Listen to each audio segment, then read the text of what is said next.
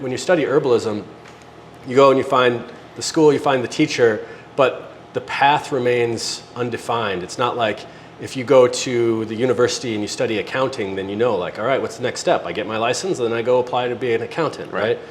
When it comes to herbalism, it's like, how is it? You have to have some application of your gift, of your skills, and that's the beautiful thing about it. That's why I love that it's like an unregulated field too, because you can kind of, when you're in herbal classes, there's people who are interested in the agricultural aspect and being an herb farmer. There's people that are interested in the family aspect and just being like learning how to make better medicine for their kids and their family or their church or something. And for me, it was a little bit of everything. Welcome to the Herbalist Hour. This is where community gather, merging the power of people and the flowers, the sweet and the bitter to the salty, the sour. Umami, it's time for the Herbalist Hour. Welcome back to the Herbalist Hour. Today I'm joined by my good friend Kyle Denton. Kyle's the co-owner of Tippecanoe Herbs based in Milwaukee, Wisconsin, which is just right down the road from us in Appleton, Wisconsin. And I gotta say, Kyle, one of my favorite things about your shop is you're constantly creating new concoctions and drinks and stuff like that for your community here. And I just was wondering if you wanted to start the episode talking about the drinks that you made us. Sure. Well, I'm drinking, I make what's called, I jokingly call it weed juice. And it's something I've been trying to do every day this summer. I learned this from Brigitte Mars. And she talked about how she would go out into the field and grab some weeds and put them into the blender and add a little bit of water and strain it. And I was like, well, that's easy, I could do that too. I was always thought about juicing as like messier or having to get like an expensive juicer. So right now I got some radish greens with rhubarb, and it doesn't sound very good, but that's why I call it weed juice, so it doesn't have like a big expectation. But for what we're sampling at our cafe, Mason, you got a dandelion root latte. It's just roasted dandelion root and chicory root. We made a simple syrup with the flowers, and yeah, simple latte. Right now we also got a summer sangria, which is blue lotus and hibiscus tea with simple syrup with elderberry and spices. We got a coconut mojito, which is like coconut cream and fresh mint with a simple syrup of hyssop and some other minty plants. And it's just based on what's coming up, what's good in the garden, what's abundant. A couple weeks from now, it'll be something else on the menu. And so it's really fun to just keep rotating based on what's abundant, and then keep up our creative juices as well at the same time. Love that. So speaking of juices, can someone just come in off the streets and order a weed juice, or is that just a Kyle thing? That's just a Kyle thing. Gotcha. Okay. But if they came in and asked about the weed juice, I would share my weed juice. But you know, we're not selling it. I can't ask somebody to pay money for greens with mixed together. But fair enough. Maybe people would. I don't know. Would you?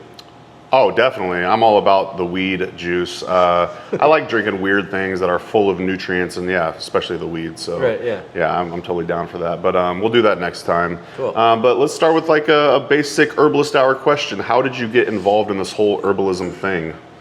Gosh, well, I think a lot of herbalists, it just like grabbed me. You know, I was there being a wallflower at the dance, not knowing what to do with my life, just kind of kicking rocks over on the side. And sure enough, the beautiful dance partner pulled me into it, and I've been spinning ever since. So it started out with a serendipitous injury from an accident, and I know this is kind of like part of the archetypical hero's journey in a way. I'm not calling myself a hero, but like that's the same kind of story over and over. Somebody fell into a hole or something like that. They had to climb their way out. Next thing they know, they have a calling. And so for me, I was riding my bike one day and I got hit by a car. And through my healing process of that, I started studying Ayurveda. And in our lessons of Ayurveda, we were sitting, it was the first day of school, and we were sitting in a circle, and the teacher said, go around, everyone take as much time as you want, tell us about the path that brought you here today. And so it was going around the circle, and I was thinking to myself, I'm thinking about this accident that brought me here, And then as it was occurring to me, I was like, oh wait, that was a year ago. And then as it came closer to me, I was like, that was a year ago today. And then as it came to me, and it was my turn to talk, I realized it was a year ago to the moment. And because I was invited to reflect on that at that moment, I knew that it was a synchronicitous calling that I was, because how often do you get invited to reflect on what happened a year ago at this exact moment, right? And that you can recall that. So I realized that, yeah, there's something to this. And in studying Ayurveda, that just propelled my journey forward to learning medicine with Western herbs and stuff like that. Something that I found more appropriate for my bioregion, and studying Western herbalism and getting a bunch of, finding a bunch of teachers that would support that path as well. And then here I am doing kind of my own style, which is a little bit of Ayurveda, a little bit of bioregional herbalism, Western herbalism, teaching, medicine making, all kinds of stuff.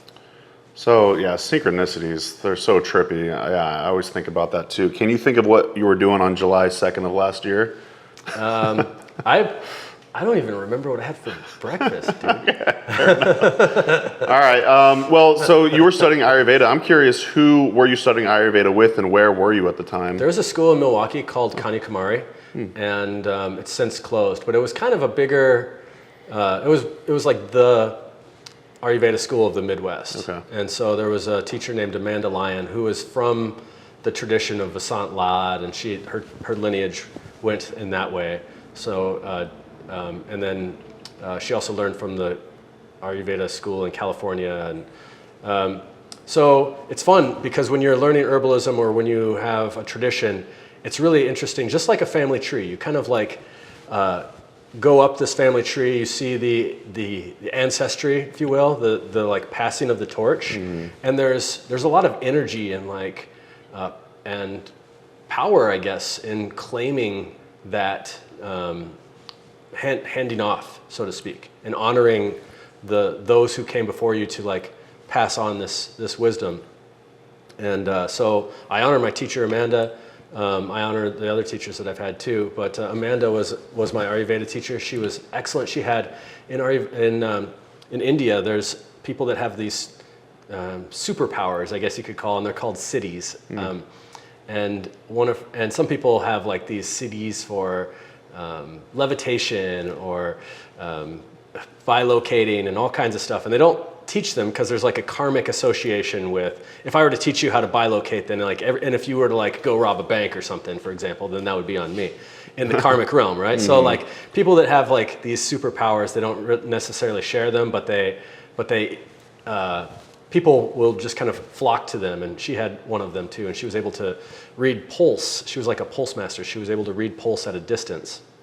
And I always thought that was really interesting. So I had a pulse master teacher that really imparted from a very young part of my journey the ability to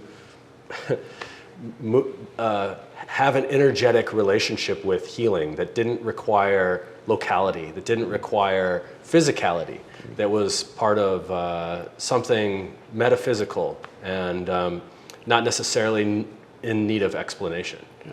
So after you learned Ayurveda, when did you start transitioning to learning more about, say, Western botanical medicine? Who were some of your teachers there? Well, I started self-studying. After I learned Ayurveda, I was doing like clinical work and making my own formulas for the people, and I was using stuff that I was foraging, but I was just like, I gotta understand this from a foundational perspective. And I found Jim McDonald, and I found Jim through YouTube. Actually, I found a couple other teachers, and I tried to study with, and it just didn't work out. Like the paths closed, and I was like, okay, well, that's at the time. It's just like if you find a house that you want and you put an offer in on it and it doesn't work out, and you're like, bummer. But then you find the one, and you're like, that was actually perfect. So studying with Jim, and so here I am in Wisconsin, and Jim's in central East Michigan, and so it took me a commitment to make a 6-hour trip and do that once a month, and I think that's actually really, really part of like a very important step in learning is making some sort of signal that you're committing to a knowledge, whatever skill you want. Yeah. You're signaling to the universe that you're present, and then like osmosis and everything kind of occurs from that. So my first weekend with Jim, like everything that I had been learning, I felt like my wheels were spinning, but they weren't in gear. Like I just couldn't get things. And so from learning a foundational approach with Jim, my first weekend was like, click, I got it. And everything just clicked. And from there, like it was, the wheels were spinning and on the ground, and I was able to make traction going forward. And Jim credits a lot of his lessons to Matt Wood, which I took some of I've been studying with Matt's classes for years. He's also Midwest too, yeah? Yeah, he's in Wisconsin. Oh, yeah. He's in Wisconsin now. Yeah. Awesome. And Paul Bergner, and just I took some medicine making courses with Sam and Suchil Kaufman. Suchil actually, the Human Path School down in, it was Austin at the time. I think they're in Taos, New Mexico now. Yeah. And just trying to really refine my niche. You know, like when you study herbalism, you go and you find the school, you find the teacher, but the path remains undefined. It's not like if you go to the university and you study accounting, then you know, like, all right, what's the next step? I get my license, and then I go apply to be an accountant, right? When it comes to herbalism, it's like, how is it? You have to have some application of your gift, of your skills, and that's the beautiful thing about it. That's why I love that it's like an unregulated field too, because you can kind of, there's, when you're in herbal classes, there's people who are interested in the agricultural aspect and being an herb farmer. There's people that are interested in the family aspect and just being like learning how to make better medicine for their kids and their family or their church or something. And for me, it was a little bit of everything. That's what I was going to say. Is you really do a lot of different things. You have an herb shop. Yeah. I believe you're a clinical herbalist. I do. You have an apprenticeship of some sort. Yep. We're going to talk about this later, but you have these like new online classes, which are super fun. You just do a lot of it. So what would you say is kind of your niche? My niche is teaching. I love teaching. That's something I've always, like herb walks in general, has always been one of the most valuable ways of accessing flow state consciousness. For yourself? For myself, I love that. Me, just like being in the field with people, with a group of people, not having a lesson plan. Let's walk, let's see what's popping, and taking that to the next level and applying that. So now I have long programs. I have 7-month programs. I've been doing that for several years now, and all kinds of little classes here and there, workshops, medicine making, herb walks every couple weeks, things like that. But teaching is my favorite thing to do, and that's the thing that gives me the most charge, being in person, I should say. And then of course, like having like the chironic experience with my hands, actually physically grabbing, bringing things back, making it into medicine. That's also been, as you can see, it's like a real passion of mine is making medicine with stuff that we can find that's abundant and constantly shifting and changing things. So just like our cafe, so some of our formulas just shift based on like, wow, the motherwort looks really good this year, so let's add more motherwort to this particular formula, things like that. And then just, and you know what? Just because I love the experience of being involved with people. I started out with, everything here started out as a farmer's market stand, and it wasn't that long ago either. So I like that. I just like putting up a table, being kind of like, maybe in a past life, I was like one of those Wagoneer, like fly-by-night herbalists that came like traveling snake oil salesman kind of guy. Because when I hear that snake oil thing, it does have like a trigger to me, like almost like an ancestral thing that I haven't shook off yet. And or like maybe I was accused of that and my horse was slaughtered in a previous life for that or something. But anyway, being in a market, having the people come, handing them things, the smile, the energy, closing stuff down. Now I have 4 walls and a roof, so we don't have to worry about rainy days so much anymore. But yeah, that just being a community herbalist to me is the most fun. That's the thing that I put almost all my energy into, is just here, this place, my community. Would you say Tippecanoe Herbs is a good, almost like marketing vehicle for getting students? Like, is this how a lot of people find out about you, just by wandering into the herb shop and then wanting to study with you? I think so. I guess I didn't intend that, and it's the first time I've ever really thought about that. I actually try to use my classes more as a marketing vehicle for my store. The other way around. But a lot of people know about my classes because of Sure. my store. Yeah. And so yeah, that's a good question. I haven't really thought about it though. So you went from, I would like to hear more about your evolution from the farmer's market to where you're at now in this beautiful store in the Bayview neighborhood in Milwaukee, Wisconsin. Can you kind of tell us about that evolution and how this all came about? Yeah.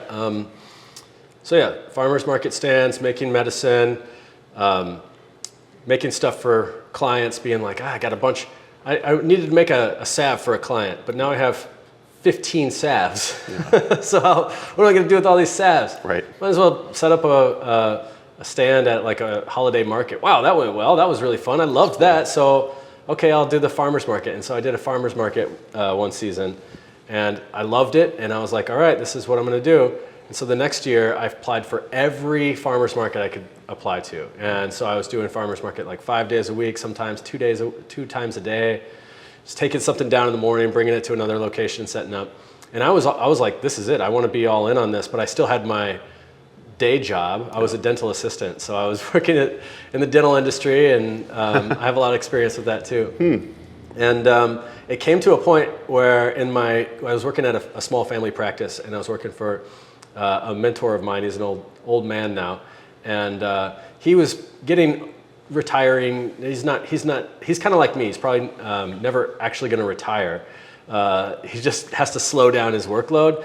And so another dentist came in, and her and I did not get along. I don't think she appreciated my skill set or whatever. And so that friction pushed me away from, that was the catalyst that I needed to throw myself all in to being an herbalist. And I had been teetering on that for years, just like, this is what I want to do. Right. And now I was like, oh, this is what I have to do in order to like support myself. And found a little location that was like a little starter location that just kind of fell in my lap one day. Made a business plan, my wife and I, for like a retail store, and it just didn't seem like, is this going to work out? Like, how many teas can we sell a day? One? I don't know if we can make rent. We're like really undercutting ourselves. This is really typical in the healing arts. Like, sure. I don't know what my stuff is worth. I don't know, $1. And so I really had to struggle with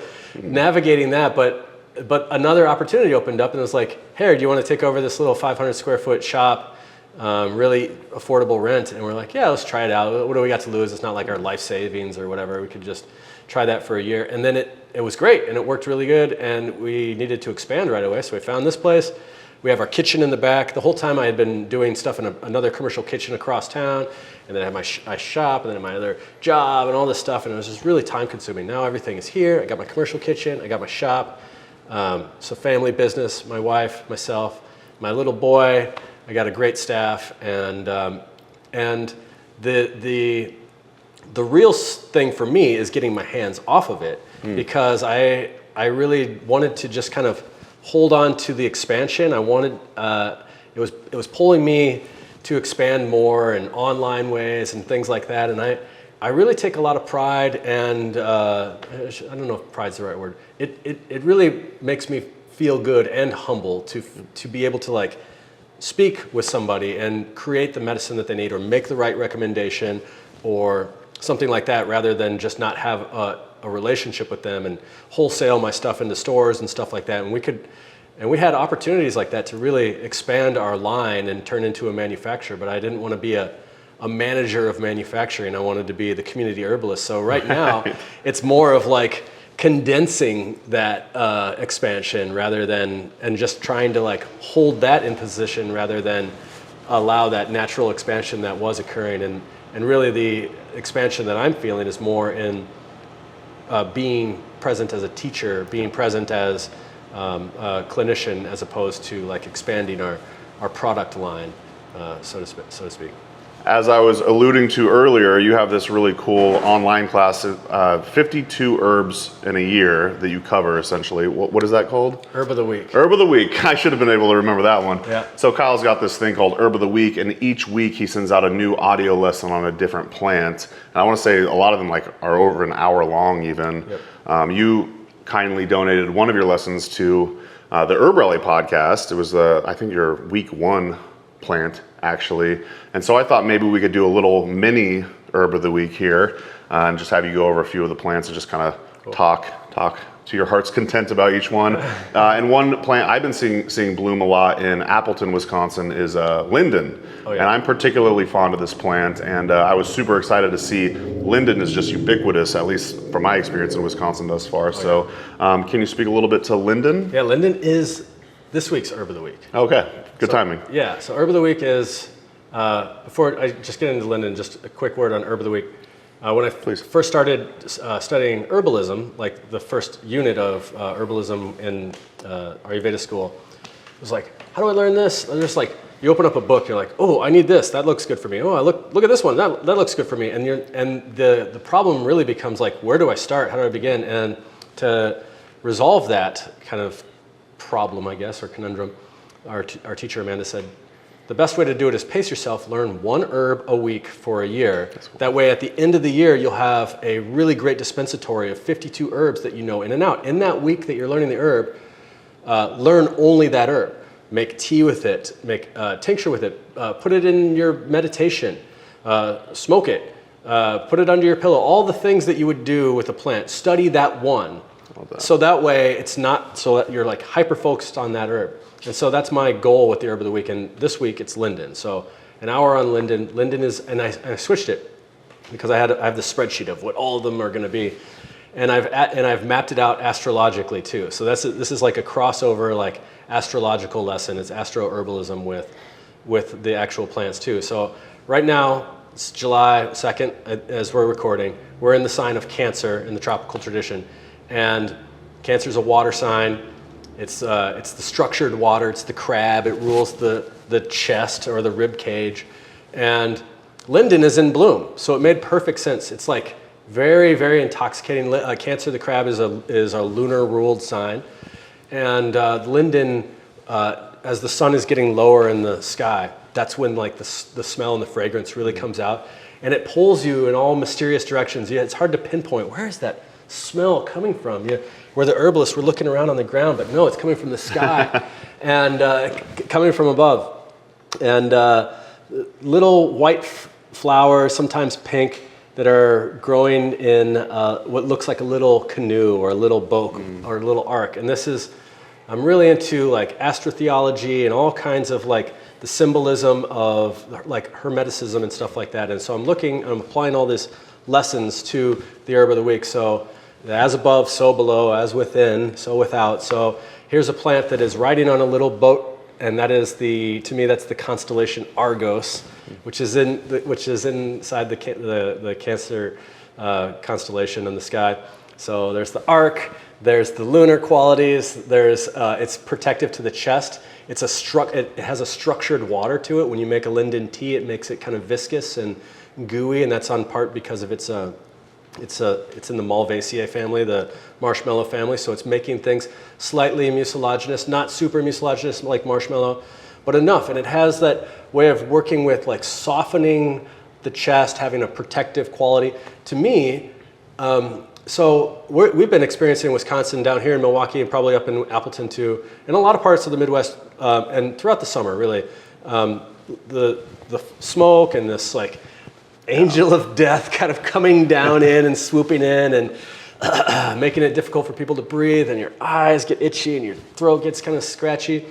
And I have this adage that I stand by, that nature is providing us with what we need at the time we need it.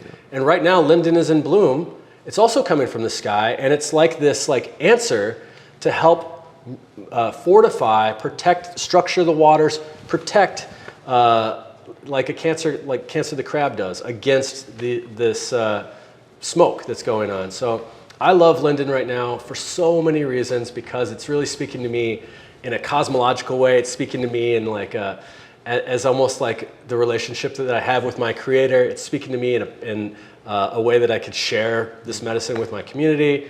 And so that's one of the herbs of the week of this 52. And so in this lesson we also talk about medicine making and all kinds of the symbolism of the tree of Tilia and how it can be, how it's associated with as a world tree and what does that mean, and things like that. I like that you brought up the mucilaginous aspect of it. I feel like a lot of times people talk about linden as like, say, a mood enhancer, good for the heart and whatnot. And yeah, maybe the mucilaginous aspects of it are underappreciated. But I will say, I want to say maybe technically it might be in the Tiliaceae right now, but I was going to bring that up. I was like, I'm pretty sure it at least used to be in the Malvaceae, aka the marshmallow family. And I remember the first time I made an infusion out of it, and it was goopy and slimy, and I want to credit my teacher, Missy Rose.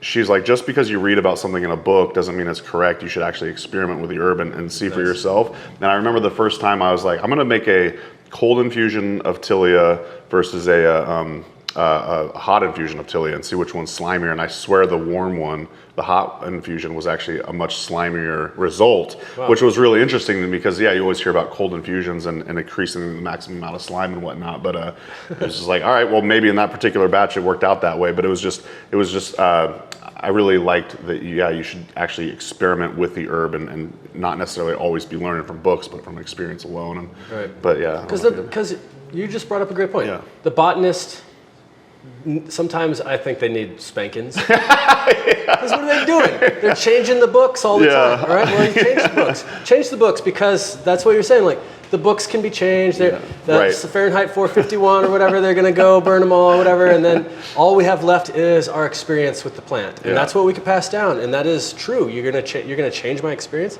You're going to tell me that it doesn't work when in this way, because according to me in my experiment, it actually seemed to be slimier when it was hot. So as you're saying, and spank them for constantly changing the genus and species and families and stuff like that too. I'm like, Tiliaceae. Well, I mean, I'll have to look it up afterwards, but I'm pretty sure that was the last time I checked. Yeah. But yeah, Malvaceae makes me remember that it is probably in the marshmallow or slimy, situation. But before we go on to the next plant, did you have anything else you want to say about Tilia? Yeah, I learned this I think is really cool. So if you go around and see the Tilia or the linden trees, a lot of times they have these ring of suckers that are coming out from them. So you can have a big old tree and these like rings of suckers that are coming out around from them.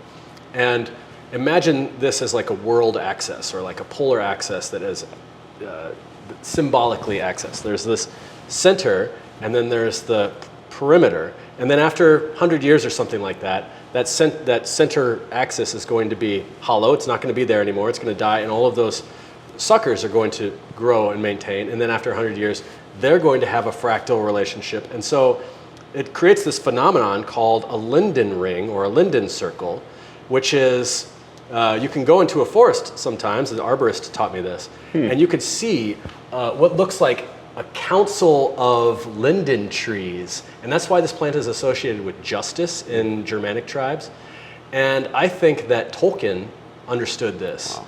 And there's like the linden, there's linden parts of his like cosmogony and everything like that that have to do with like the fairies and things like that. And I just think that's really fun to have that imaginational realm, that's something that maybe we don't experience. We could take trees and we could see the seasons, the changing of the seasons, but we don't see these bigger changes. We might see the result of them, and it's really fun. I think it's really fun to like imagine the linden ring and what that means in a poetic and imaginational kind of way. Every time I hang out with you, you blow my mind in one way or another. So that's there you go. I also, before we do move on to the next plant, I want to actually point out the cost of your herb of the week. So you say it's less than the cost of feed at the petting zoo. Is that what you say on the website? Yeah, well yeah. Or it's $1 a week. Less than the cost of a heaping teaspoon of cardamom or something like that. Yeah, it's $1 per lesson. So $52. Very fair. And yeah, you get an hour or more lesson with all kinds of little nuggets like that, including medicine making and experiential stuff. I love that. Yeah. Thanks for making it affordable. That's like $52 for like 52 hours, essentially, or more of teaching on plants throughout the year. So we'll leave a link to that, dear listener, in the show notes and the YouTube description and whatnot. So yeah, of course. So the next plant I wanted to talk about is actually, you taught me this. It's the Wisconsin state flower, violet. The one you have on your shirt? My Tippecanoe shirt. The one that available at tippecanoeherbs.com, maybe. I don't know if it's on the website or not. It is. Okay, cool. Yeah, violet. Since moving here, I've become more infatuated with it, probably because of the close ties with Wisconsin and whatnot. So can you teach us about violet? Yeah, violet, another plant that's got some great slime to it. Yeah. Here's a word I just invented. It helps slipperize your insides. Makes you feel nice and juicy and squishy. And I think that's really important for dry constitution. That's really important for, like, our insides want to have movement. It's important to have we can't move toxins, we can't move our lymphatic waste without water and the movement of that. And so having mucilaginous herbs like linden, like marshmallow, of course, but violet is one, another underappreciated for its mucilage. And of course, it's like a nutritive plant. I don't see it in commerce. I don't ever see violet leaf in commerce or cut and sifted violet. And so to me, it's like one of these plants that, like, we got to get it we got to harvest it when it's here. And it's actually here very often in the year. It's the type of plant that grows on lawns, so you can mow it down and is like, that sucked, but I'll just grow back. Right. And so it has the same approach. If you like find a stand of it in the wild or something like that, you can cut it down, take the leaves and come back in a little bit and take some more and harvest some more. And so it's a plant that's abundant. It likes to give. I feel like it has that same energetic quality within the body too. It's very supportive. It's nutritional. It's got a lot of vitamin E and vitamin A, and it's just a great salad green. This is one that I like to spot out when I'm doing an herb walk, and I'll like take a little bit of violet and I'll chew it up, and I'll put it like a little chewing tobacco down here in my lip, and that will mix with the saliva and come in contact with my throat. Jim taught me that actually. And Jim likes his chewing herbs. Yeah, I like to chew them too. I really like, I think it's great to just sample little bits from your bioregion, because sometimes you'll find a violet and it's like really bitter. And sometimes you'll find it and it's really astringent. And sometimes you'll find it and it's really sweet and mucilaginous. And I think it's fun because it's like, are you familiar with Tuvian throat singing, which is like the Mongolian, like, blah, blah, blah. So these songs are depicting like the landscape. There's like, they go up and they go down in scale. And so it's like this whole song is trying to tell you from like what the trail is like from point A to point B. Wow. And to me, I imagine that kind of thing going on when I'm walking and I'm sampling biota and I'm taking a little bit of like, I'm supplementing my genetic material with this plant, and I'm supplementing with this plant, and it's got this one's in the shade, and this one's in the sun, and this one's been peed on by a raccoon or something. And now I have this like big, huge, like symphonic double vocal cord song going on in my mind or in my heart with the experience of sampling herbs. And so violet is one of those because it's just all over the ground. And I like that it's a state flower because it's one of the first ones that comes up in the spring. And here in Wisconsin, we're like, please come, spring, when is it gonna come? And so when you see the violet, it's like the nail in the coffin for winter. It's like, nope, I know it might snow again, but you're toast, buddy. It's like the winter's like hanging on the edge, and it's like the bad guy. You're like, and it's just like, falls down. That's what the violet flower appears like in my mind. That's hilarious. Yeah, I mean, I didn't actually experience the Wisconsin winter yet, but we will this year, and I'm sure I'm going to be stoked when I see that. But yeah, we did see tons of violet when we came back to Wisconsin. It was just everywhere, and I feel like they're actually bigger and more. Is the word conspicuous? I don't know. Like they're just, the flowers are bigger and than what I'm used to in Eugene, Oregon. So yeah, what a delightful little plant. Love that. I want to start learning how to use it more in daily life and whatnot. So violet was our herb of the week in the Taurus lessons. Yeah. And it's because violet has a strong relationship with like the Taurian parts of the body, the mandible, the throat. It's really helpful for the lymphatic glands that are in here too. And I also really like that there's just like it's a green language. It's not like etymologically case-worthy, but in the green language, the name viola, which is the botanical name for the violet, is the same name for this instrument that we put in that region. And the violin or the viola is something that's supposed to mimic the voice. It's like, I guess if people sound like that when they invented it. But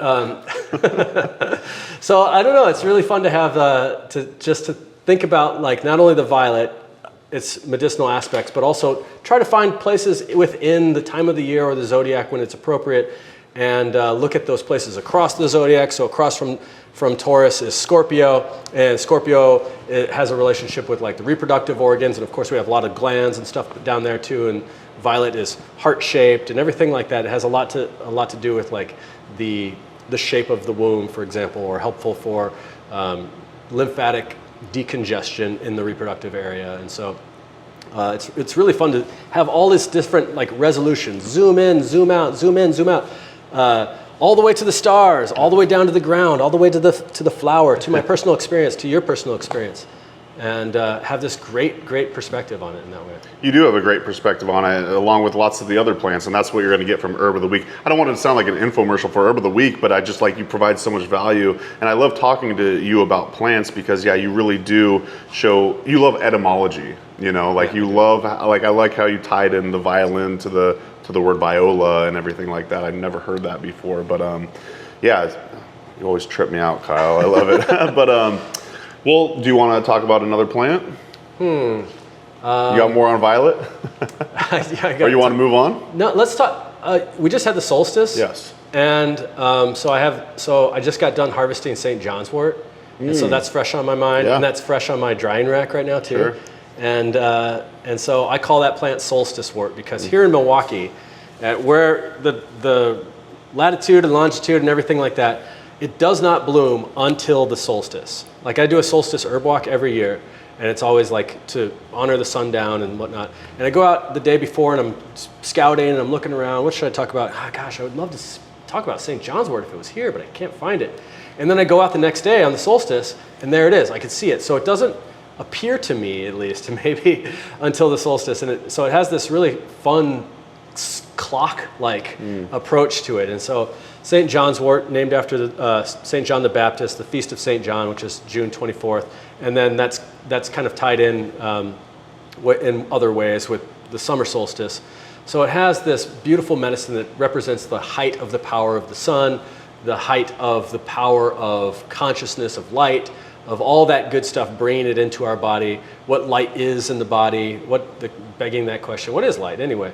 How does that move? Its energy through the cells, energy through the nervous system, and all the different signatures that it has with the sun, holding on to light. Maybe sometimes we get like, there's this really fun example I like to say. So there's super special cameras that are spectrometers, and the spectrometers, their job is to see biophoton emission. So these scientists were doing, they would take like a leaf of, like, let's say linden, and they would take off the leaf of linden and they would put it under the spectrometer, and they would take a picture and it would just like look like a leaf, no big deal. And they would take off this leaf of the same tree and kind of chew it and like punch it a few times and tell it it's stupid, and spit on it, and then put it under the camera, and they would see that there's like light leaving this leaf. So the biophotons, it's like its internal light starts to leak away. And then they would do it a third time, and they would take the leaf and like they would like pick up some dog poop with it and like leave it in the car and like do all the stuff to make it like really stressed out. And they would take a picture of it and it would just like, it's like glowing. And so what this is showing is that when you're under a lot of stress, when something's under a lot of stress, a leaf, your hand, your body, your person, you leak light. It leaks away. It falls away from you. And that light is biophotons. And it's really important to consolidate that and keep it. Little babies have a really strong amount of light. That's why when you hold a baby, you can feel just healed. It's just like, it holds that into you. And the signature that I see when you hold up the leaf of St. John's Wort to the sun, and you can see all of those little holes in there, to me, that is the signature telling me that this is a plant for that light that we've leaked out. Maybe metaphysically because we're under attack. You know, people have been throwing shade and I got all these little arrows in my golden field here and I only pull them out and there's like light leaking out. Maybe it's physical, maybe it's emotional, maybe I have a broken heart, maybe I don't know the path, maybe it's actual stress, maybe it's actual injury. Pain, sciatica pain, that's just like, it gets old and I have a hard time finding joy in my life because I'm just in pain all the time. So St. Johns Wort helps us consolidate that light that's leaving our body, the biophotons, we could say, like, you know, in some ways too. But to me, I just think of it as like spiritual light, physical light, emotional light, all that stuff kind of rolled into one category of light. And there it is on the summer solstice when we have the most light, the most amount of light in the day. And of St. John, whoever that is to you, baptizing you once again with feeling refreshed. And so, yeah, St. John's Wort's on my mind. That was our herb of the week a few of them ago. And yeah. I like solstice wort. Are you trying to popularize that term? I like solstice wort too because, St. John's Wort, how dare you, that's St. John, blah, blah. Well, St. John's Wort, is it supposed to, should we do like this guy versus woman kind of dynamic? I don't know, what's the plant say? To me, the plant says like, actually, I'm more associated with like the height of the power of the sun and how that can be anthropomorphized into the plant, and it is what it is. So we call it our name. Oh, here's another. It's called Hypericum. Hyper, above, icum, icon, idol, idolatry. That which takes away our light. I have this idea or this idol worship of a political figure or my sports team or the way that you should act or something like that. And for me, that consensual idolatry worship, I guess, so to speak, or relationship loses my own authority, it loses my own light. So here's a plant that says, I'm above that. I'm hyper icon. I'm above the idol. And so that to me, that makes a lot of sense. Have you ever used St. John's Wort or solstice wort like say tonically for yourself? And has it been beneficial for you? Like tonically? Like do you ever take it on a regular basis, or has it been important? Oh yeah? Yeah. Can you tell us like what that's like, or? Yeah, I would say, so I have some hanging above my door. Oh, nice. So I don't think about like I have to explain the degrees of, you know, I think that physicality is brought about by the condensation from spirit. So I have to put that first, and I think that, like, you know, spirit, then emotion, then finally I get physical pain. So I can work with St. John's Wort as an oil, and I have this like, this tendinitis in my elbow that's been going on for a long time. So I work with St. John's Wort for that. It's actually getting better. It's really slow, but to me, in my healing relationship, I'm thinking to myself, like, what does my elbow mean? What does my left side mean? Like, how have I let this part of my body been exposed to injury? Like, what do I have to think about in a greater perspective? And I think that that's really personal, and it's not something that, like, there's necessarily an equation for everyone. It's a self-inquiry. Sure. And so I think about that when I'm working with St. John's Wort, because to me, St. John's Wort, that's part of the medicine, is that it affords me that bandwidth to explore these types of things. It shines the light on these dark ideas that I can't seem to wrap my head around. I like it as a tincture. I love it as a tincture. It's really helpful to me in the sun. I feel like it really helps me, like, shine inside and sparklify my mood, I guess. So I've been taking the tincture lately, so I was just kind of curious too. Yeah. And what is your experience? I mean, I've been taking like pretty small amounts for the past month or so, but yeah, I do feel like it has been beneficial to my overall mood. I'd say I've had more sunny days than not. Of course, there's still the down times, but yeah, I think it's been super helpful. It was recommended to me by an herbalist, so yeah. Nice. Yeah. Thanks for sharing about the plants. Let's talk about some of your products that you make here at Tippecanoe Herbs. What you got? All right, dude, this is very weird.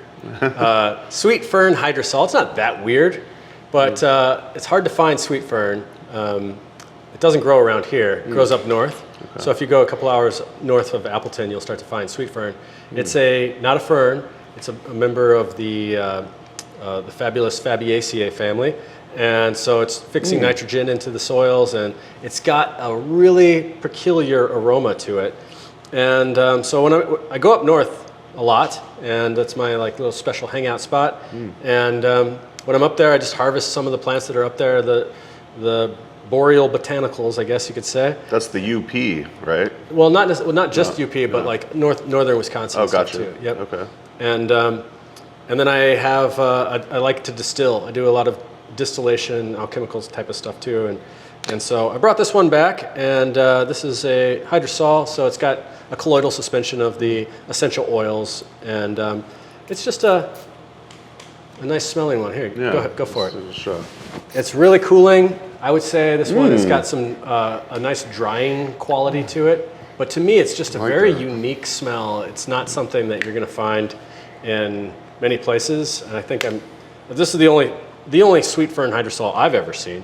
So I was really happy to make that, and I'm sure it's not the only one that exists, but there's that, and then I have something that's really practical and that's been really popular this last few weeks, and in general. This is one of my most popular remedies, is the Allergy Nose Sneezy, which is my allergy tonic. I can't really make specific claims, so I like to play around with puns and whatnot. And simple little old allergy tincture. Let's see here. We got goldenrod that I've harvested, some reishi mushroom that I harvested, a double extraction, some nettle that I grew, elderberries and elderflowers from my elder trees, and New England aster that I also harvested. So this has got a lot of personal, just my hands, my blender, and to you, from my hand to yours. And I really, I can make quite a few batches of something like this with just a couple of trips to the fields, and you really don't need a big, huge field of goldenrod to support my community. I could just go like this to goldenrod, take a scissors and cut that much, take it home, and now I have enough goldenrod for the whole year. And the same thing with New England aster, more or less. And with a nice elder tree, you trim it every year, it comes back, and it gives you lots and lots of medicine. And I usually just tincture my elder tree and my elder flowers right away, and that's how we make it. Yeah, you like etymology, but you also like wordplay and puns. One that comes to mind is nailing your coffin. Yeah, nailing my coffin. That's another big one this week too. Yeah. Very cool. Well, yeah, it's not just these two products. You got lots of products here. You got bulk herbs, you got tinctures, you got salves, you got syrups. Yeah, you got other vendors as well from our last trip. Actually, if you're watching this, you could also, on our YouTube channel, we have a full, I want to say like 15-minute tour with you and Serena of Tippecanoe Herbs, so I'll link to that as well. Any other products you kind of want to talk about, or just? Gosh, man, put me on the spot. Yeah, right. This one has been fun lately. Bun in the oven, belly oil. This is something for stretch marks and helping with just the feeling of tension and pregnancy. I made that one as a gift for my wife when she was pregnant, and herbs work. And all it takes is one or two moms to like something, and it makes its way around to the mom groups, and so now we have a nice hub of moms looking for their medicine here, and that's pretty cool. So that's awesome. Yeah. Right on. Well, tippecanoeherbs.com. You got time for a few more questions? Or sweet. I was telling you before we started the show about our new segment called Giving Flowers, which is basically a segment where I was just going to ask the guest who has helped you on your, say, herbal journey or in your life. When I say that, who would you like to give your flowers to? So last night I had a dream. This morning I had a dream. And in my dream, my grandpa came here to the shop, and he's passed on. And he's never been like an herbalist or anything like that, but he got powdered rosemary and thyme. And I had this distinct impression in my dream that he had like come to the dream to visit me, and that rosemary and thyme were important to him. So if I had some flowering rosemary and flowering thyme right now, I'd like to give it to my grandpa David, who is the namesake of my son, Davide. And so, but here's the other thing, Mason. Because I'm an herbalist and I do herb walks, I get to satisfy my own desire to give flowers a lot because I'm picking flowers. I'm passing them around. Here, everyone taste this, smell this. And so it's actually really fun. And I feel like if there was a group of people and I didn't pass out a flower to them, I would feel like obliged to take another one. So if you don't mind, can I give out some more flowers? Please, yeah, give away as many as you like. So, all right, some flowers for Matt Wood. Thank you, Matt, for being such an awesome teacher all these years, and you've done so much for me and my students, who I use your books constantly, and I'm always recommending them to my students. Thanks to Jim McDonald as well. Some flowers for you. How about a calamus flower, Jim? And yeah. That's about it, I think, right now. And maybe, here's one last flower, bouquet. Roses, there's the last roses on my rose bush, and the lavender's in bloom right now. For my wife, who is a major part of all of this. And so I get to be the pretty face. I get to be the funny, dynamic one, but she's actually way prettier and way more dynamic. And she does a lot of work here. So flowers for the women and the people that support a lot of the herbalists in their journeys that we don't actually see or acknowledge that often. And not just my wife, but I'm just thinking about a lot of the silent partners behind the scenes there. And Amanda. Yeah. Amen. Yeah. So for the listener, Amanda actually isn't here today, but she's huge behind the scenes for HerbRally. In fact, she's actually been on the camera more recently, which is really fun to see her face on YouTube and whatnot. But I'm going to give a special shout out to Amelia. She's behind the camera today recording for us. So thanks for helping out with the interview, Amelia. We really appreciate it. So my flowers go to you today, Amelia and Amanda. So I was perusing your Instagram, and I saw you were recently on another podcast. I don't know, I can't recall what it was called. Maybe you could remember. So I've been on a few, but Crow 777. That's what it was. Yeah. Is that a local thing? No. Oh, okay. Okay. So you were recently on this podcast, Crow 777, and I saw one of the talking points was the blessings of so-called invasive plants. Yeah. And that just piqued my interest, and I was wondering if you could kind of just share what that was all about. Yeah, going back to my point earlier that plants are here for a reason, and they're here at the time that we need them, as almost like a retroactive causality aspect. It's like really hard to think about, but here we are programmed in this realm to have linear concept of time. I'm going that way, and then what's behind is behind, and what's forward is forward. But it isn't. It isn't such out of the ordinary to imagine that actually things are in a spiral and there's a secular pattern to all things. And I can see that when I'm studying the relationship of the cosmos, and I can see that just in my own day-to-day life as well. And so I imagine a bigger reason why plants are here. They're here. So the word invasive I have kind of a problem with. I know like the word invasive is like, it's kind of arbitrarily based on a geography. It's arbitrarily based on a time period. What's invasive to Wisconsin? Wisconsin was here 1863, so it's an imaginary line between this one and that one. And so you see what I'm getting at? It's very arbitrary. Could we say that the pine trees, which weren't here before the last ice age, do we say that they're invasive, or do we say that those are native pine trees? See what I'm getting at? So it becomes kind of a sticky situation unless you have this really greater picture of time.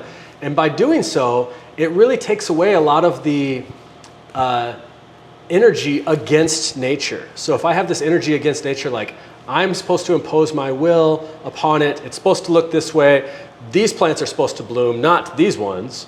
We got to take these ones out. Let's everyone go out into the field and have this antagonistic like relationship against nature. Oh, we did it. Oh, they grew back. Ah, we're so mad again. And it perpetuates this cycle, as instead of, to me, like having this view is more I'm just relaxed. It's okay. It's the greater cycles of time. Of course, like I'm going to have a tending relationship with my geography now, but I don't have to have that same antagonistic energy. It loses that friction. And additionally, these plants, these quote-unquote invasive plants, are typically superfoods and super medicinal things for a lot of the ailments and afflictions that we are going through, and things that we don't even realize that we're about to go through, which is actually really interesting to me. Some of them that come up at they're starting to make their way across a particular area, and then we're wondering, what the heck are those for? And then another decade later, Lyme disease, or a lot of tick-borne illness, or things like that, or in the case of garlic mustard, I think that it has a lot to do with just the deer population. I think it has a lot to do with these greater patterns, not necessarily with the human impact on the land itself, but the human, or on the local land, my footsteps, but the human impact on this great aspect of land management, taking away the predators. To me, thinking about garlic mustard, it's not just like pulling it out, it's also thinking about the deer, how there's an overabundance of deer. Why is there an overabundance of deer? Because we got rid of the coyotes. Why did we get rid of the coyotes? Because we wanted the cows to eat. Why do we have the cows to eat? Because we want to eat the cows. And so it's just like a bigger and bigger questions. And to me, it's not going to get resolved with poisoning, and it's not going to get resolved with this antagonistic view against nature. And so that's kind of what one of my talking points and proposals in this podcast is honoring at least the question, and bringing that question and that conversation up to these greater cycles, and how are we going to manage things more for the seventh generation from now? And is it something that's do we really need to just like poison everything now to get rid of this stuff? Well, what's that going to do 7 generations from now, or to our watershed, and so on? So those are the types of things that I'm really interested in right now. Me too. Yeah, I'm glad I asked, because I love those diatribes about the invasive plants and what we call them and everything. So thank you for sharing that. Do you have any thoughts on, like, say, when we first moved to Appleton, we learned that it's one of the heaviest drinking cities in all the United States. In fact, I want to say 7 of the top 10 cities in Wisconsin are like the top drinking cities. And then we get here, and then I see just so much burdock all over, and it's like a prime liver tonic, and I'm like, I feel like you would be a good person to ask about that, but do you have any thoughts on that?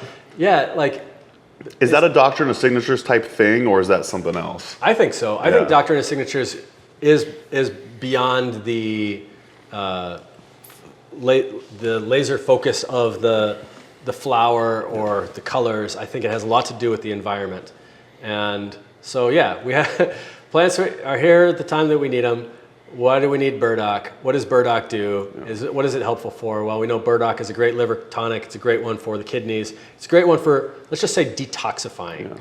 And it's not like something that you have to like look underneath. Where's that burdock? No. You know? And here in Wisconsin, we have leaves that are as big as you and me. We have these giant burdock leaves, and they're all over the place. And burdock is so beautiful and abundant here. And they have burdock brigade, and all the people will go out and dig up the burdock and stuff like that, because they don't want, how dare this plant bring its roots 6 to 20 feet below the surface and bring up minerals and replenish the topsoil with this mineral-rich stuff. You're not supposed to be here. So they take it out, and that's fine. I like actually knowing when the burdock brigade is going to be, so I can go ask, hey, can I use that? They did all the hard work for me. Yeah. But I think about that's a great example. Burdock, of course, dandelions, a lot of things like that. But the thing about burdock is that it's showy. It's saying, like, you don't have to look for me. In fact, here I am, right in your face. Yeah. What do you think about it? I'd never seen so much burdock until moving here. So yeah, it's awesome. Yeah. So let's get to know Kyle question. I've been asking this lately. What is a hobby of yours outside of the realm of health, wellness, herbalism, nature, hiking? So don't say hiking. What's a random hobby of yours? Gosh, so I'm an herbalist, so I have the whole herbalist life, and if my hobbies, to me, like, I feel like I have to incorporate they have to incorporate somehow into herbalism. I'm really I'm a very spiritual person. I'm really into energetic practice. I'm really into, and I know that I can like apply this practically in other ways. But one thing I'm really getting into is biofield tuning with sound forks. That's something I'm pretty random. Exploring, and I'm using that in a diagnostic way. I'm using that. I hopefully can get a little bit better at it and start doing that in applying that to my clinical practices as well. So that's something that's really fun. The basis is that you strike a tuning fork, and you can use a tuning fork in the same way as you would use a dowsing rod. I'm also into dowsing. And you can, like, we have this field of energy, this electromagnetic field of energy around us, and we can get information by being tuned in, not just with the audible aspect of the tuning fork, but that's a good place to start. So you hit a tuning fork, and you go up and down your body, and okay, something going on right here in this area. It's like sucking in that sound. And that's the most basic way of saying it. So I really am interested in that and playing around with that. I'm really interested in, I like making incense, and I know that's something that I sell, but I really like to just work with my hands, even when I'm like fiddling about and just like got nothing to do and listen to a podcast and just like rolling incense. That's something that's kind of like, I would say, a hobby of mine. You really inspired Amanda to make incense too. Oh, really? Like she's into it now Cool. because you taught that class for us, and yeah, she loves that, and we light incense every morning now. So yeah. Yeah, hiking. I mean, we live in a great outdoorsy kind of place. So hiking and swimming and biking and things like that. These are all like opportunities for me to forage, though. So it's kind of hard to separate like away from. Well, I did want to say you're also a bit of a musician. Oh yeah. That's but the funny thing about that is, I said it can't be related to herbs, but you sing about herbs all the time. That's my inspiration for a lot of my songs is herbs and herbalism. But yeah, I'm a musician. That's how I met my wife, by playing music. Right. I played in bands and toured around the country, toured around Europe. Had some nice success with being a musician that's not very good. So I like your music. as far as like technical skills go, I'm just kind of like clawing away at a guitar, but I can write, and I can write a melody, and I can sing, and so that's pretty fun. And I really like writing songs. And now that I have a kid, I'm like into writing like kids' herb songs. That's cool. And all of my kids sings is my songs that I wrote for. So I have a nettle song that goes, I know a plant that makes my body turn green like a chicken in spring. And like, and it's like the sound you make, and it hurts, And so now whenever he wants to hear music, all the time, he always points up the speakers and goes, He's been doing that for months. So that means music to him. And so yeah, music is a big hobby of mine. Thank you for reminding me of my hobbies. That's what I'm here for. You could actually go listen to part of the song I know on your Instagram. And is that the same video where you're slapping in your face with a nettle? I'm just going to find any opportunities I can. Every herb walk, things like that, yeah. I think in that video you ask, where's your favorite spot to urticate yourself, or to slap yourself with some nettle. And I'm super bald, as you probably know, and sometimes I'll even rub it on my head. Wow. Just to try to be a badass. Yeah, that is badass. Yeah, very Viking-like. Yeah, I guess so. Well, thank you for sharing your hobbies. This comes to mind. I don't know if you're willing to share, say, I don't know about like your spiritual practice or whatever. I'm just curious if you'd be open to talking about your relationship to the Creator and how that informs your herbalism. Yeah, sure. Definitely, of course. I always, that's infused in my teaching, basically. So, it's personal. Yeah. I'm definitely, I feel like that really is the bottom line. It's a personal relationship. So to me, I don't have the pressure on myself to make somebody else see something another way. To me, it's all about my relationship as being gifted. What I think of as the gift, the spark of the divine spark of life comes from the Creator, the divine spark of free will, having this free will. And then in trust law, you have your trustee that creates the stuff. You have your beneficiary, and or you have the creator, you have the trustee, and you have the beneficiary. And I see myself also as a beneficiary. Like I claim my beneficial, the beneficial of this realm. Like the medicine is here as given as a gift from the Creator. To be honored, not to be like ignored, and not to be like harvested and thrown away, or catch a fish and you forget to gut it or something like that, and poor thing. It's got to be, there's like an honoring aspect to that. So that's something I try to do a lot with my work, with my day-to-day life, is honoring that being a beneficiary of this type of stuff. So I have a practice where I do meditation. I do a lot of I try to do qigong every day. Nice. I try to move my body and move my chi and move my spirit. I think it's really important for me to stay grounded. I'm a very airy.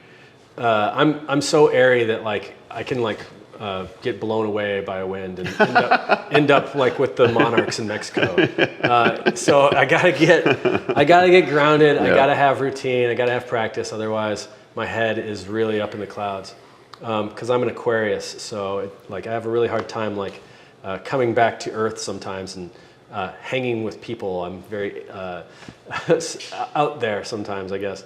I think I have a recovering relationship with religion, and I don't mean to be offensive to anybody, but I grew up religious, and it was like, it didn't have the same meaning to me as I do today. Just like in the same, like I've taken my traditions from various teachers and various traditions to inform my own practice on herbs, and I have my own style. And the same thing, I studied various religious aspects, and now I have a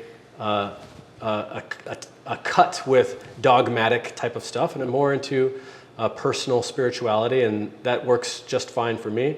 And I can see the benefit of times in my life when I had more structure, and so therefore I can see the benefit of other people that have these types of structures, and it's. I love learning about this greater kind of truth. In fact, that is something that is really motivating me to my station right now. And so I don't have that antagonistic view against people that I feel like have different views from me. I actually love that people have different views from me, because I'm really interested in how people think in an Aquarian sort of way. Like, how can a person think that without any judgment to that, if that makes sense. So it's really fun. I think it's really fun, and I think it's really interesting. I think that synchronicities are a big deal. We have crazy synchronicities that happen here all the time. Yeah. This building, at the top of the building, it says A. Hermes, and August Hermes is the name of the person that built this building, and Hermes is another name for Mercury. So this is the house of Hermes, the house of Mercury. It has a lot of like connection between moving between the gods and earth, kind of a thing. So the synchronicities happen here all the time. And whenever synchronicity happens, I always feel like there's some sort of like flash or gauge between truth, like a path to be on truth. And to me, that's kind of what I'm looking for, is the synchronicities. Well, I really appreciate you sharing your spiritual practice and whatnot. And I just want to say for the listener, one of the missions of HerbRally is to be open to all belief systems. And, our main goal is to not, do no harm. Like, we don't want to be putting out reckless information, but we definitely want to be a hub for all sorts of even, types of herbalism, spirituality and whatnot. And that's kind of been my path too. I grew up in an atheist household, and I've always been a very spiritual person. I've always prayed as long as I could remember. And so growing up, I had all these different experiences I became a Christian. I was very infatuated with Judaism and all sorts of religions, Buddhism and Hindu, everything. Like I dabbled with it all. And in fact, I remember when I went to Lane Community College, I wrote a paper in this religious studies class, how I kind of pick and choose my favorite aspects of each religion. And I kind of lost some of that, but I still pray, I still meditate, I still have my own spiritual practice. But yeah, I just want HerbRally to be a safe space for all sorts of beliefs. So thanks for sharing that. I had to ask because I read your about page and you put it right there in your about page. Like the work we do is for the creator, essentially, something like that. So, so yeah, I just felt compelled to ask. So appreciate you opening up about that. I guess the last question I wanted to ask was, where's Tippecanoe Herbs heading, or what are some future goals of yours? But I also wanted to say, I really appreciated earlier you said, we're not interested in hyper expanding. I don't want to be a manager of managers. I want to, I don't want to be a manager of, like, say, herbal production lines and stuff like that. I like that your goal is essentially to just be a community herbalist and everything. I don't want to put words in your mouth, but I guess I'm kind of curious, are there things on the horizon that you're like excited about? Like, what are some future goals you have, you know, kind of with that in mind? Yeah. So for the longest time, I've been a teacher primarily in person. I don't really go to conferences and stuff like that. I feel like my energy has been spent here, and it's been really great and productive for that reason. I've cultivated a really nice community here.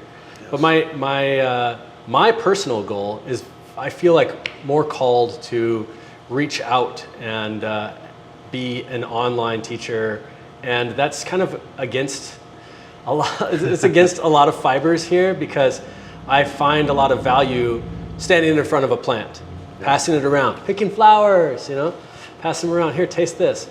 And so I'm really I've been doing online classes for 2 years now, and I'm always like. Getting on myself, like, oh, that wasn't the way that you should have been done, and like, it's fine, you got to keep going. And so I'm really using that energy of like that conflict about that direction I feel like I'm being pulled to sharpen my ability to reach more people in a meaningful way. Because for the longest time, I always said, if you want to study herbalism, you got to study it in person, because I felt like it was a very good experience for me, and I always felt like it was difficult for me to be in an online perspective, and here's what you can get from an online. But now I see more and more people who are finding value from online stuff, especially after, like, you know, COVID stuff, and being just how things are moving. And so that's something for me. I feel like just tightening up how I can approach this way that I think is new and interesting, and not just like jumping into the online herbal school teaching, but doing something that's innovative and authentic to me. And so that's, I think, is a really big thing. And then also doing more and more, being more available clinically. And the reason why is because I have a family, and I feel more called to be home and be at home with my kid, and less time away, or less time here at the shop, and more time at home helping out with my kid and schooling him and everything like that, passing on these kind of lessons to him. And so I'm kind of making steps to be more local with my local family and local community, but my teaching energy outwards and abroad. So that's exciting for me, because that it's actually the bigger struggle for me is letting go of doing stuff like this. Like, I really have a love of production and making things, but I can't be in two places at once. And so for me, like, the bigger struggle is letting go, either letting somebody else do it or reducing our product line. Mm-hmm. And so these are the internal questions that I'm dealing with now. The energy that I feel in the world in general is not expanse. The world, I feel the energy of the world pulling things together and having like a stronger foundation locally. Even though I'm talking about, like, you know, ideas of digital and stuff like that, I do think it. So anyway, I see myself letting go of making all kinds of weird thingies to sell, but like, yeah, just having stuff like this for myself, because I enjoy doing things like that. But and taking on maybe other people's products. This is something I've never really dabbled in that much, but I'm doing it more and more, because I'm always like, oh, like a salve with calendula and plantain and all that, whatever, like I can make that better. This is the way I've always seen it, you know? And so now I'm like, it's okay, other people can make it. Now as a teacher, I have a generation of students that are working for me, that are making medicine and doing things the way that I would like to see them do. And doing things also creatively that are mind-blowing to me. And I'm ready, I see, at least my legacy is stepping back and letting that occur and being the captain of this Tippecanoe, letting that wake kind of move the direction as opposed to the captain. So, yeah. Very exciting. Well, we'll be on the lookout for more online offerings from you. And cool. Again, dear listener, you can go to tippecanoeherbs.com. I'll be sure to leave a link, of course, in the show notes, as I mentioned earlier. And again, check out his Herb of the Week, where you get 52 herbs every week of the year for $52. So not too shabby. Anything else you kind of want to plug or promote before we wrap up here? No, man. It's I'll just say it's awesome that you're in Wisconsin. Yes. I'm glad that you're back here, and it's cool. Here to stay. Because we have a really cool herbal community here. We have, what we're doing. There's another woman in town that's got a great herbal garden, Venus Williams. I'll just plug her, at Alice's Garden. There's another great herb shop in town. I know that there's stuff, it just seems like very fertile land for a person like you who is a mover and a shaker and a handshaker, somebody who knows a lot of people and has a lot of connections, centrally located in the Great Lakes. So it's nice to have you here locally, man. Thank you. Yeah, I'm so stoked to be back. And, Oregon feels like one of those very herbal Mecca type places, along with, like, say, Asheville, North Carolina and stuff like that. But I was very pleasantly surprised by the herbal community here. In fact, there's an herbalist named Patricia Caritzi Howell.